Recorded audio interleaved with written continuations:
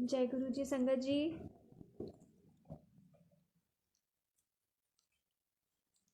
जय गुरु जी। आपको मेरी आवाज़ आ रही है?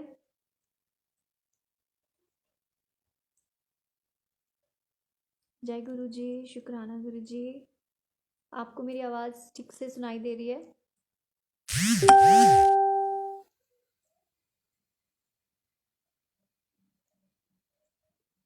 जय गुरु जी। जय गुरु जी संगत जी।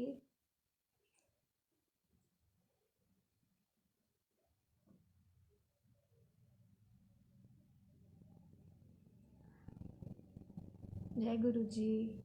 आपको मेरी आवाज़ आ रही है? प्लीज़ आप कंफर्म कर दीजिए।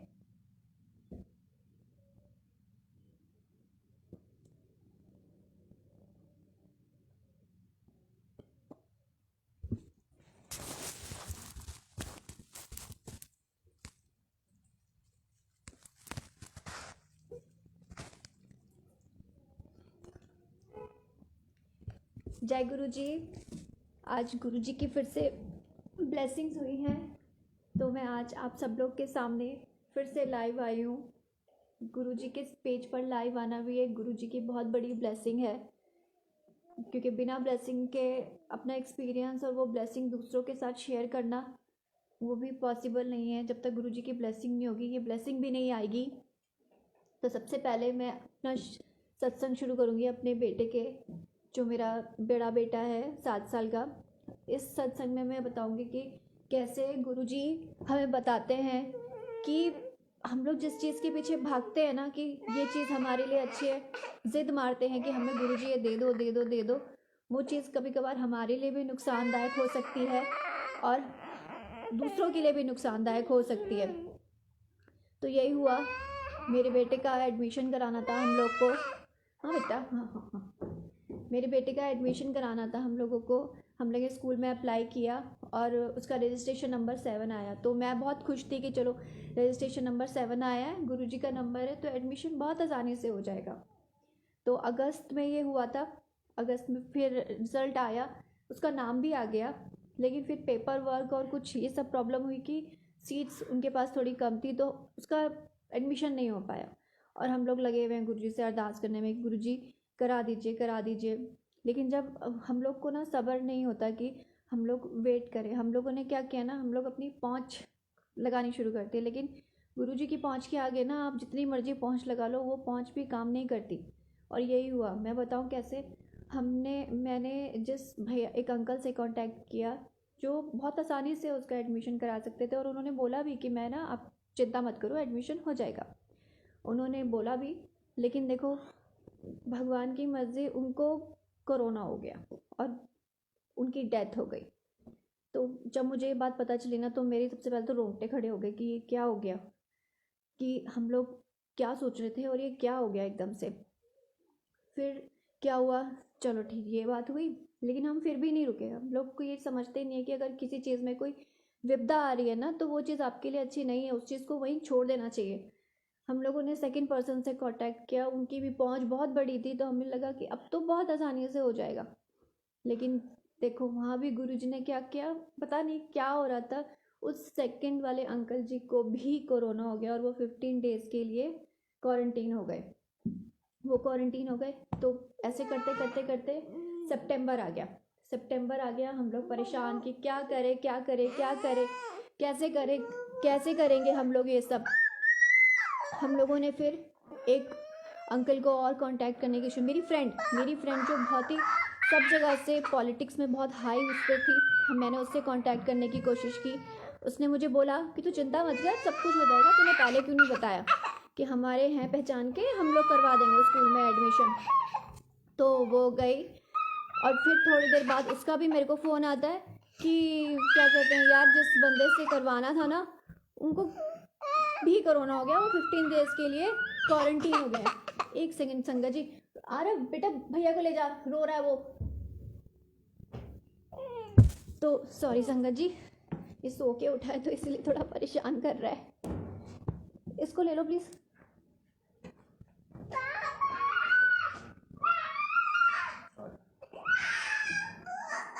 सॉरी संगत जी, जय गुरु जी।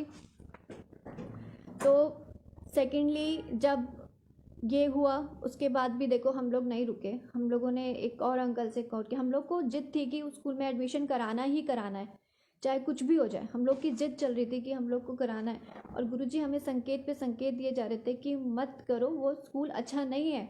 अच्छा नहीं, स्कूल को नहीं कह सकते हम लोग कि शायद मेरे बेटे के लिए वो स्कूल अच्छा नहीं है, इससे अच्छे स्कूल में उसका एडमिशन हो सकता है। तो हम लोगों ने उन अंकल से फिर से कांटेक्ट किया। तो उन अंकल, अब देखो लास्ट में क्या हुआ, गुरुजी ने हमें कहाँ रोका। वो प्रिंसिपल जिससे हमने मिलने जाना था, एक दिन पहले ही हमको फ़ोन आया कि वो प्रिंसिपल को भी कोरोना हो गया एंड वो भी 15 दिन के लिए क्वारंटीन हो गई है। और हम लोग, मैं उस दिन तो मैंने हाथ जोड़ लिए कि भगवान जी, शायद हम मद बुद्धि है जो हमें समझ नहीं आ रहा कि आप हमें इशारे पे इशारे कर रहे हो, हमें समझाने की कोशिश कर रहे हो, लेकिन हम नहीं समझ रहे। हम अपनी पहुंच दिखाने में लगे कि हम क्या, कुछ हमारी बहुत पहुंच है, हम उससे कांटेक्ट कर लेंगे, उससे कांटेक्ट कर लेंगे। लेकिन गुरु जी जब तक नहीं चाहेंगे ना, तो आप चाहे जितने ऊंचे लेवल पे चले जाओ, कोई पहुंच नहीं काम आती, सिर्फ गुरु जी ही काम आते हैं। जब तक गुरु जी नहीं जाएंगे तो आपकी पहुंच भी कोई काम नहीं आएगी। फिर लास्टली क्या हुआ, अब मैं बहुत परेशान हूँ कि क्या करूँ, कहाँ एडमिशन, क्योंकि अक्टूबर आ गया, अब मिड फर्स्ट टर्म बच्चों के एग्ज़ाम हो गए हैं, मेरे बेटे के अभी तक एडमिशन भी नहीं हुआ है। तो हम लोगों ने कहा अब क्या करें। तब मेरी एक फ्रेंड का फ़ोन आया, तो उसने मुझे बोला कि तू मेरे स्कूल में, मैं प्रिंसिपल से बात करती हूँ, वो मिड में ले लेंगे क्योंकि अभी बहुत छोटी क्लास है, कोई प्रॉब्लम नहीं होगी। तो अब मैं कंफ्यूज कि मैं उस स्कूल का इंतज़ार करूँ, प्रिंसिपल के ठीक होने का इंतज़ार करूँ, या अपने बेटे का दूसरे स्कूल में एडमिशन करा दूँ। अब मैं बहुत कंफ्यूज थी कि नेक्स्ट डे जाऊँ ना जाऊँ।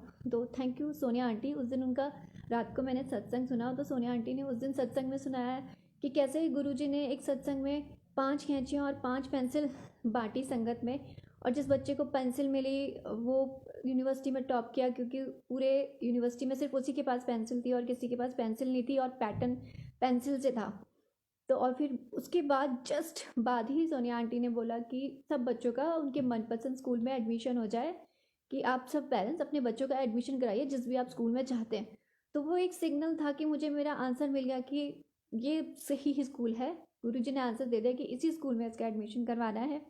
और नेक्स्ट डे बिना किसी हिचक के कुछ भी हम लोग गए, और हैंड टू हैंड मेरे बेटे का एडमिशन हो गया बहुत अच्छे स्कूल में। और देखो स्टार्टिंग 7, मैं ये सोचती रहती कि 7 नंबर आया और मेरे बच्चे का एडमिशन क्यों नहीं हुआ। अब जिस स्कूल में उसका एडमिशन हुआ ना, उसका फर्स्ट वर्ड ही गुरु है, तो वो 7 नंबर गुरु के लिए था कि वो है स्कूल का नाम। तो हम लोग, मेरे बेटे का बहुत अच्छे से गुरुजी ने कृपा करी, एडमिशन हो गया। जबकि फ़र्स्ट टाइम उसने एग्ज़ाम नहीं दिए थे, फिर भी उसने सब कुछ कवर अप कर लिया, और अब भी आगे उसकी बहुत अच्छे से पढ़ाई वढ़ाई चल रही है। उसका साल वेस्ट होने से बच गया, क्योंकि मुझे बहुत टेंशन हो रही थी कि उसका साल ना वेस्ट हो जाए।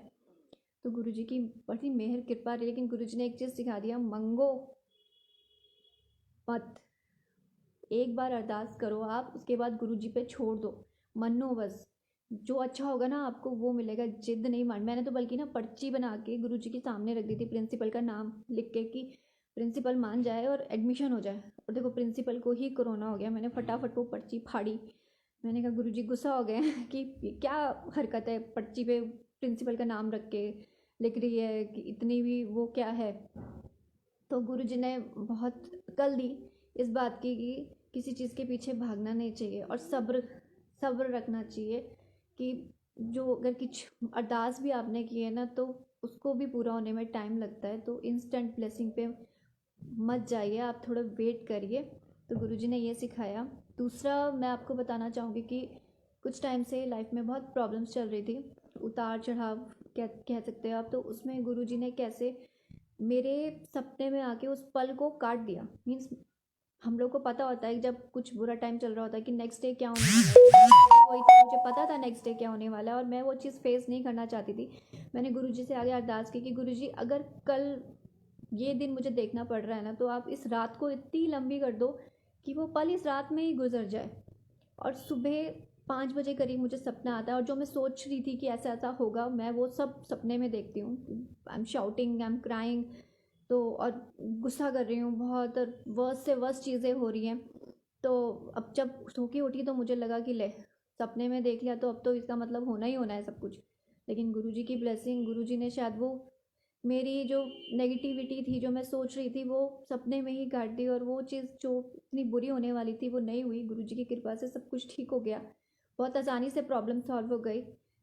गुरुजी ने वो दिन नहीं दिखाया मुझे जो मुझे देखना चाहिए था, इसलिए गुरुजी के आगे मैं तो सबसे कहूँगी कि आप रात को सोने से पहले कि गुरुजी के आगे अरदास करिए कि औखी कड़ी ना देखण देई, अपना बिरत संभाले, सा कि औखी कड़ी मत देखने देना गुरुजी, बिल्कुल भी औखी कड़ी मत देखने देना।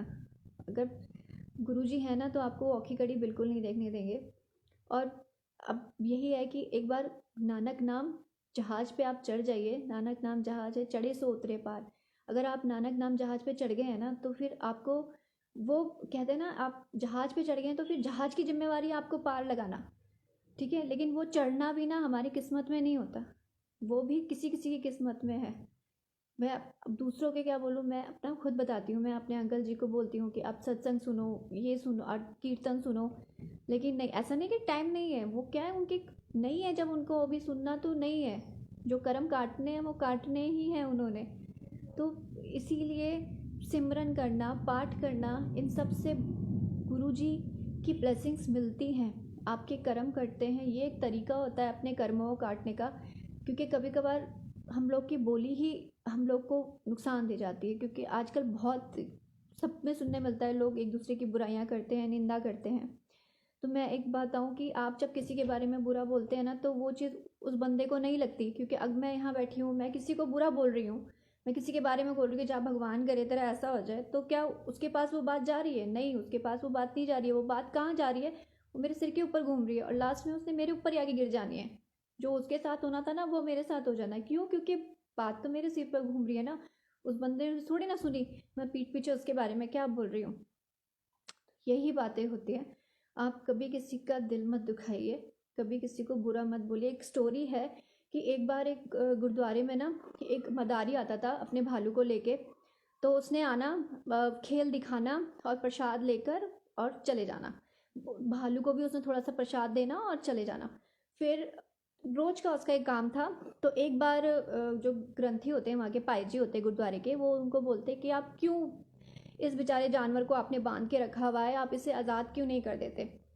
तो वो जो मदारी होता है वो बोलता है कि ये जो भालू है ना, ये अपने कर्म काट रहा है। वो कहते वो कैसे? वो कहते कि पिछले जन्म में ना ये इस गुरुद्वारे में सेवा किया करता था, और एक मदारी उस समय आता था अपने भालू को लेकर, जो खेल दिखाता था, फिर प्रसाद लेने के लिए लाइन में खड़ा हो जाता था। तो वो पाईजी ना उसको देख के चिढ़ते थे, क्योंकि उसके बहुत गंदे से कपड़े होते थे और उसमें से स्मेल आती थी भालू की। तो वो जब भी प्रसाद लेने के लिए आता था ना तो उसको बोलते थे कि रिछ वांगू मेरे उत्ते ना चढ़ी जा, रिछ वांगू मेरे उत्ते ना चढ़ी जा, परे हो। तो उनका वो उसको प्रसाद भी नहीं देते थे, वो देना कि हाँ रिछ वांगू मेरे उत्ते ना चढ़ी जा, चल जा इत्थों, ऐसे करते थे। तो एक एक बार वो बेचारा मदारी इतना ज़्यादा दुखी हो जाता है कि वो चल आना ही बंद कर देता है वो गुरुद्वारे। तो वो कहते हैं, तो जो स्टोरी सुना रहे होते हैं मदारी जी, वो बोलते हैं कि ये जो बंदर है ना, ये वही ग्रंथी है जो प्रसाद देते हुए उनको बोलता था कि मेरे उत्ते ना चढ़। कि देखो कर्मों का खेल, आज वो खुद रिच रिच मतलब भालू बनकर अपने कर्मों का भुगतान कर रहा है। अब वो गुरुद्वारे आता है, उसी तरह नाच दिखा के प्रसाद लेकर जाता है। तो अपनी बोली ना अपने ऊपर ही आ जानी है। ये ना सोचे कि आपने बोला है तो दूसरे का ये हो जाना है, ऐसा नहीं होना। तो अपनी वाणी मीठी रखिए, गुरबाणी के साथ जुड़िए, गुरुजी का मंत्र जाप करिए, और गुरुजी ने एक बार आपका हाथ थाम लिया है तो गुरुजी आपको कभी भी किसी के सामने ना, एक मंत्र सॉरी भजन है जो मेरा बेटा रोज, 2.5 साल का मेरा बेटा है, वो अभी जो आपके साथ था, वो उसका फेवरेट है गुरु जी का। वो कि जिंदगी च कुछ भी होवे लोका आगे रोई ना बावला, वो रोज रात को सुने बिना सोता नहीं है बिल्कुल भी। वो उसका फेवरेट कीर्तन है, भजन है, वो सो के सुन के भी सोता है इसको। तो ये सच बात है कि गुरुजी आपको कभी किसी के सामने रोने नहीं देंगे। आप बेशक गुरुजी के आगे कितना मर्जी रो लीजिए, लेकिन गुरुजी आपको किसी और के आगे रोने नहीं देंगे। क्योंकि कहते हैं मोतियाँ आदि बूंदा है ते, आपके जो आंसू हैं वो दूसरों के लिए तो सिर्फ पानी है जो टपक रहा है ना। लेकिन गुरुजी है ना, उनके लिए वो मोती है, एक एक मोती है वो जो बहुत कीमती है। उनकी संगत का एक एक मोती गुरुजी के लिए बहुत कीमती है। तो इसलिए गुरुजी आपको कभी किसी के आगे रोने नहीं देते। आप गुरुजी आपका हाथ हमेशा थाम के रखते हैं, और वो भी तभी जब आप भी गुरुजी के साथ जुड़े रहेंगे। सिर्फ बैठे बिठाए नहीं होता कुछ भी। आप सोचो सब कुछ मिलता रहे मिलता रहे मिलता रहे। आप एक छोटे से बच्चे को, मैं एग्जांपल दूँ, देखो जैसे छोटा सा बच्चा, आप उसको बोलो कि आपका मामा आने वाला है, आपका चाचा आने वाला है, या आपका बुआ आने वाली है, तो वो उसको थोड़ी ना पता है कि कौन बुआ का मतलब क्या होता है, मेरे भैया की, मेरे डैड पापा की बहन, या मामा आने वाला तो मेरी मम्मा का भाई। उसके लिए वो इमेजिनेशन कैसे करता है, हम लोग उसको कैसे याद दिलाते हैं कि आपका मामा आने वाला है ना, जिसने आपको ये गिफ्ट दिया था। तो वो गिफ्ट के हिसाब से वो बच्चा फट से इमेजिन कर लेता है कि हाँ, उन्होंने मुझे एक गिफ्ट दिया था, वो मेरा मामा है। उसको बेचारे को नहीं पता रिलेशन क्या है। उसके लिए वो गिफ्ट जो आप लेकर आए हो प्यार से, उसके लिए वो वही है। तो हमारा पाठ और सिमरन भी ना, मैं तो कहूँगी गुरु जी के लिए वो छोटे छोटे से गिफ्ट हैं जो गुरु जी को हम देते हैं, और उसके बदले गुरु जी से ब्लेसिंग्स लेते हैं। तो और इस टाइम तो वैसे भी हम महामारी के टाइम पे गुरुजी, आपकी फैमिली को अगर गुरुजी ने प्रोटेक्ट करके रखा है, आपको बीमारी से बचा के रखा है, तो कृपा करिए गुरुजी का शुक्राना कीजिए, लख लख शुक्राना कीजिए कि गुरुजी आपने कृपा मेहर करिए, हमें इस टाइम अपने, मेरे बच्चों को, मेरी फैमिली को बचा के रखा है ना। तो गुरुजी के ये मेरा छोटा सा सत्संग था आप सबके साथ। एक तो यही कि अरदास करिए पर ज़िद मत करिए, मनो गुरुजी से आगे अरदास करो, मांगो। आप बोलो कि मुझे गुरुजी मेरा ये काम है, बट ज़िद नहीं करना, और अपनी पहुंच तो बिल्कुल भी मत दिखाना, क्योंकि गुरुजी नहीं चाहेंगे ना तो आप मैंने भी ऊंची से ऊंची पहुंच लगाई, मतलब आप कह लो कि पार्लियामेंट के मतलब सदस्य ही कह लो आप, पॉलिटिक्स में वो उतनी पहुंच लगा दी थी, लेकिन देखो गुरुजी ने सीधा कर दिया कि ना, मैं एक बार मना करता।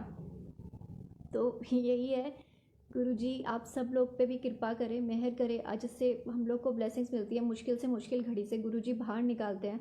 आप सब लोगों को भी गुरुजी, अगर मुश्किल घड़ी आती है तो आप सब लोग भी हो, और आप लोग को भी मुश्किल घड़ी कोई देखें औखी कड़ी ना देखने दे, अपना बिरत संभाले, हाथ दे राखे अपने नू, सास सास प्रतिपाले।